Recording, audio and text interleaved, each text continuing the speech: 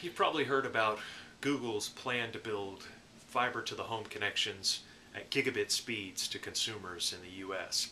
Here are 3 things you should know about that plan. First of all, it's a plan. There is no fiber network. Google hasn't actually turned a shovel of dirt yet, and it probably won't until it gets enough municipal tax breaks and other concessions to allow it to consider building a fiber optic network into someone's community. So what they're actually asking for right now are partners, city leaders helping them out by telling them where to build and what the most lucrative scenario would be to build a fiber optic network. They're looking for broadband guinea pigs, in other words. So don't get your hopes up. Thing number 2, they're looking for broadband guinea pigs.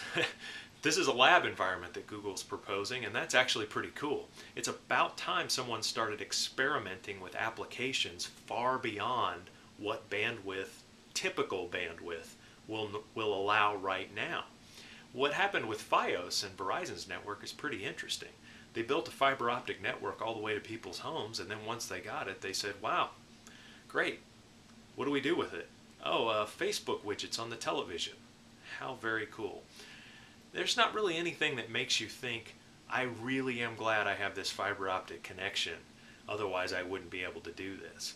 So Google is sort of thinking, way ahead here, and I actually like that. It's about time someone started thinking about the applications long before the network arrives.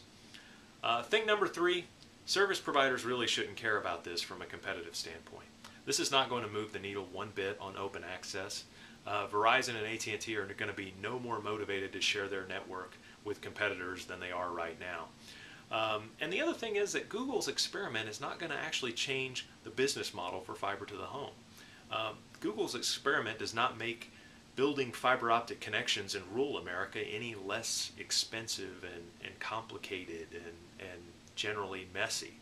So that's unfortunate, but for rural America, the thing to do is to look forward to wireless broadband, which is really going to start coming on probably in the next 18 months.